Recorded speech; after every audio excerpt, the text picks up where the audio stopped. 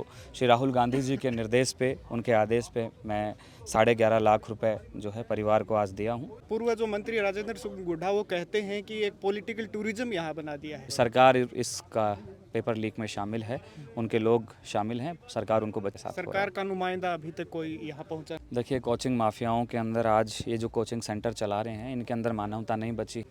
NSUI के राष्ट्रीय अध्यक्ष विनोद जाखड़ आज दिवंगत नीट एस्पिरेंट प्रदीप मेघवाल के घर पधारे हैं। आर्थिक सहायता परिवार को आज दी है। विनोद भाई, कैसे देखते हैं आर्थिक सहायता आज आपने परिवार को दी है, लेकिन न्याय की लड़ाई अभी अधूरी है। 23 लाख बच्चों के भविष्य का सवाल है। देखिए, आर्थिक सहायता जो है वो प्रदीप को वापस नहीं ला सकती, लेकिन हम परिवार का सहारा बन सकते हैं। राहुल गांधी जी ने इस परिवार से वादा किया था कि हम हर तरीके से परिवार के साथ में खड़े हैं। इस परिवार को आर्थिक सहायता की ज़रूरत थी, तो श्री राहुल गांधी जी के निर्देश पे, उनके आदेश पे मैं 11.5 लाख रुपए जो है परिवार को आज दिया हूँ। 2 लाख रुपए मैंने और हमारे सहयोगियों के साथ, राजकुमार जी के साथ हमने इस परिवार को दिलाए हैं। और भी हम लोग जो मदद कर सकते हैं वो करेंगे, क्योंकि मैं समझ पा रहा हूँ कि 3 बेटियाँ हैं और ज़मीन भी जो है गिरवी है और है नहीं इनके पास कोई व्यवस्थाएं। भविष्य में बच्चों की शादी करनी है, पढ़ाना है, क्योंकि एक बहन का कहना है कि अब प्रदीप की जगह मैं तैयारी करूंगी और मेरा सपना है कि मेरे भाई के सपनों को मैं पूरा करूं, तो एक बहन के लिए बहुत बड़ी बात होती है। तो हम तो मांग कर रहे हैं कि सरकार इन बहनों का जो है पढ़ाई का पूरा खर्च उठाए और साथ में परिवार में जो भी पढ़ा लिखा इनकी बहन है उसको एक नौकरी दी जाए। लेकिन सरकार सुध तक नहीं ले रही है। सरकार के प्रशासन, पुलिस प्रशासन के लोग आते हैं, इस परिवार को धमका रहे हैं, डांट रहे हैं, तो ये समझ में आता है कि बड़ा गलत इस परिवार के साथ हो रहा है। सरकार का नुमाइंदा अभी तक कोई यहाँ पहुँचा नहीं आएगा, क्योंकि सरकार इसका पेपर लीक में शामिल है, उनके लोग शामिल हैं, सरकार उनको बचाने की कोशिश कर रही है। जिस कोचिंग में प्रदीप पढ़ता था, वो अगर उसका सिलेक्शन हो जाता तो वही कोचिंग वाले उसकी सफलता को बेचते, हज़ारों एडमिशन लेते, लेकिन आज कोई भी नुमाइंदा नहीं पहुंचा। देखिए, कोचिंग माफियाओं के अंदर आज ये जो कोचिंग सेंटर चला रहे हैं, इनके अंदर मानवता नहीं बची है। ये केवल अच्छी बिल्डिंगें लगा के और नए बच्चों को सपने दिखाते हैं, जैसे वो डॉक्टर बना देते हैं और बस वो वहीं तक साथ रहता है। फ़ीस लेने तक उनकी ज़िम्मेदारी होती है, उसके बाद उनकी कोई ज़िम्मेदारी नहीं होती है।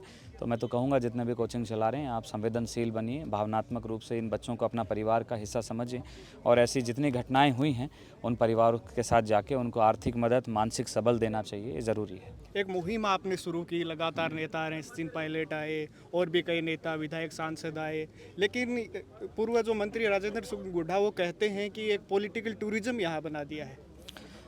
मुझे लगता है अगर परिवार की कोई सुध लेने आ रहा है तो आना चाहिए। जब ये परिवार अकेला बैठा था तो मुझे लगता नहीं था कोई संभालने आ रहा था। जब से नेता प्रतिपक्ष राहुल गांधी जी से बात हुई, तमाम नेताओं को जब इस खबर का पता लगा, क्योंकि पहले इस खबर को छुपाया गया, ये खबर किसी को पता नहीं थी, ये बाहर नहीं आई। जैसे ही हम ये पूरे देश में वायरल हुई और लोगों को पता लगा कि ऐसे झुंझुनू में ये घटना हुई है, तो सब लोग आना जाना शुरू कर लिए। पायलट साहब भी यहाँ आए और भी बहुत सारे नेता, सांसद उनके साथ में आए। सबने मुझे आश्वासन दिया है, मैंने सबसे यही कहा है कि भाई हम जो है परिवार के साथ हर तरीके से खड़ा होने की कोशिश करेंगे। तो सब जो भी मदद कर सकते हैं वो करेंगे। कानूनन मदद चाहिए, आर्थिक मदद, जो भी मदद कोई कर सकता है तो मुझे लगता है वो करना चाहिए। आप छात्रों का नेता हैं, उन 23 लाख स्टूडेंटों को क्या संदेश देना चाहेंगे जो दोबारा नीट का एग्ज़ाम दे रहे हैं? मैं उन सब के उज्जवल भविष्य की कामना करता हूं और मैं यही कहूंगा कि ये सरकार का दोष है, आपका किसी तरीके का फेल्योर नहीं है। आप इसको अपने आप पे ना लें और ऐसा कोई और भाई या बहन कृत्य ना करें जिससे पूरे परिवार को पीछे बहुत दुख महसूस हो, क्योंकि बच्चे चले जाते हैं लेकिन माँ बाप का ज़िंदगी भर का रोना रह जाता है। तो मैं तमाम मेरे नौजवान भाई बहनों से निवेदन करूंगा कि आप सब मानसिक रूप से मजबूत रहिए। ये भ्रष्ट सिस्टम है, इस भ्रष्ट सिस्टम के खिलाफ हम लोग लड़ रहे हैं। कोई और प्रदीप या कोई बहन भाई ऐसा ना करे, मैं बस यही अपील करूंगा। एनएसयूआई की अब ये लड़ाई किस ओर रुख लेगी? क्रांति है, पूरे देश में क्रांति चल रही है, पूरी लड़ाई हमारी जारी है, सड़कों पे हम संघर्ष कर रहे हैं। हमारा काम है सत्ता से सवाल पूछना।